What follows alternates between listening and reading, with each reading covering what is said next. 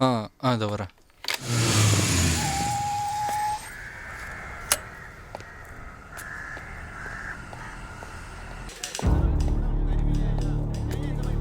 Sir எனக்கு phone வந்துச்சு.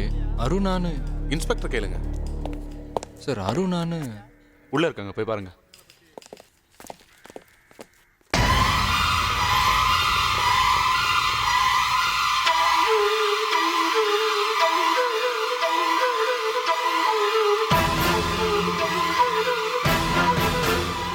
அருணா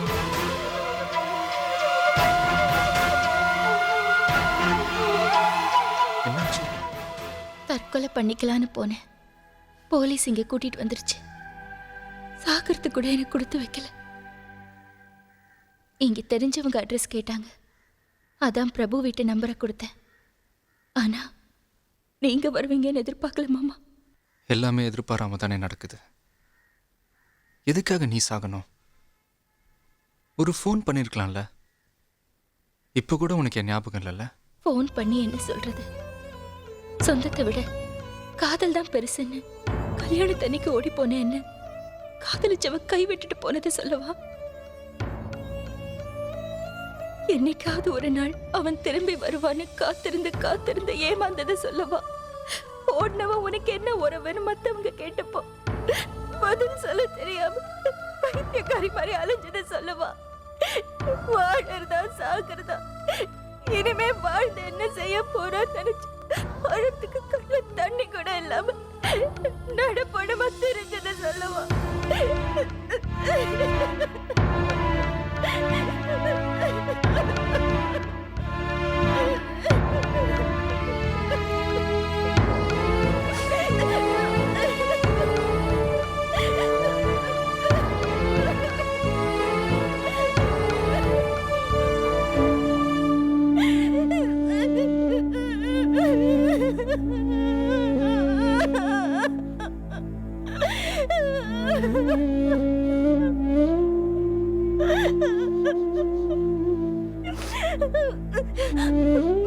சாப்பிட்ட 2 நாள் ஆச்சு மாமா. ரொம்ப பசிக்குது.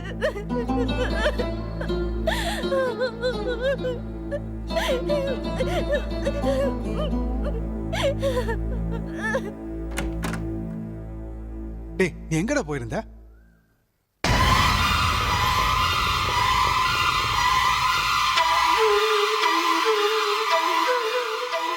டேய், இவ ஏன் இங்க வந்தா? அவளா வரல, நான் தான் கூட்டிட்டு வந்தேன். உள்ள போ. போ.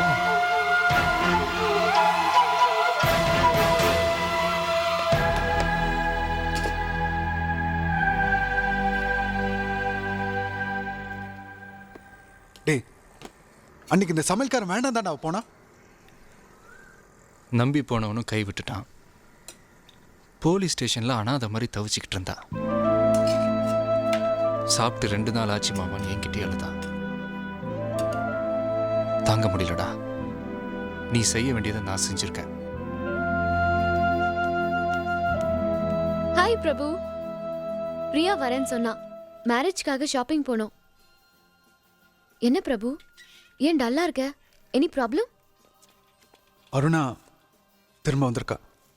அருணா? ஓ, கல்யாணத்தன்னைக்கு சிவா விட்டுட்டு. என்னாச்சு?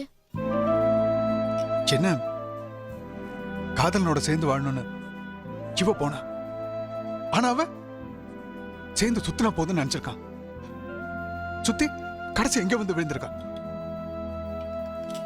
என்ன பிரபு, அவளுக்கு ஆறுதலா கூட இருக்காம இங்க வந்து உட்காந்துட்டு இருக்க? அப்பா அம்மாவுக்கு ஃபோன் பண்ணிருக்கேன். என்ன செய்யறதுன்னு அவங்க வந்து முடிவெடுக்கட்டும். என்ன திமிரு உனக்கு? நீ சும்மா நீதாடி செல்லம் கொடுத்து வந்த. என் பொண்ணு ஓடி போயிட்டாங்கிறத மறந்துட்டு செத்து போயிட்டான்னு நினைச்சிட்டு இருக்கேன். எதுக்காக மறுபடியும் வந்த?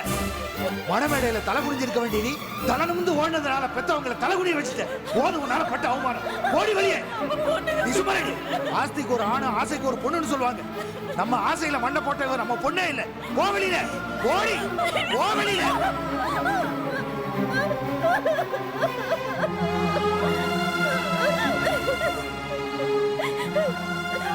சிவா, முதல்ல இவ்வளவு வெளியில போக சொல்லு. மாமா நான் சொல்றதுக்கு வெளியில போக சொல்லு.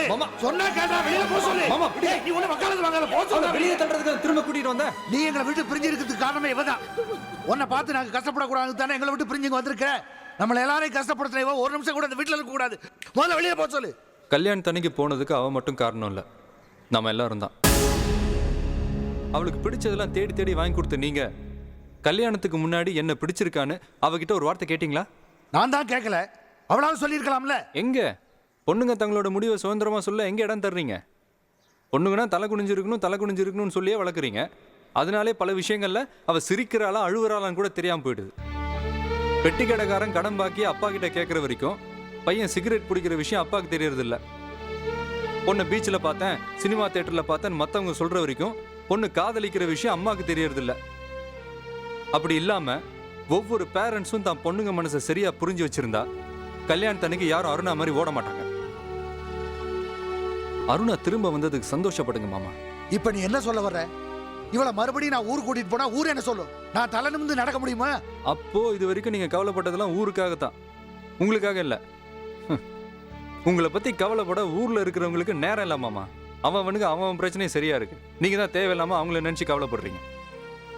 பொண்ணை பெத்து கல்யாணம் பண்ணி புருஷனோட அனுப்பிட்டு கண் கலங்கி நிக்கிறதோட மட்டும் பெத்தவங்க கடமை முடிஞ்சிருது இல்ல. ஏதோ ஒரு சந்தர்ப்பத்துல மறுபடியும் பெத்தவங்க கிட்ட திரும்பி வந்தா அவ கண்ணீரை தொடச்சு ஆறுதல் சொல்றதுக்கும் தயாரா இருக்கணும்.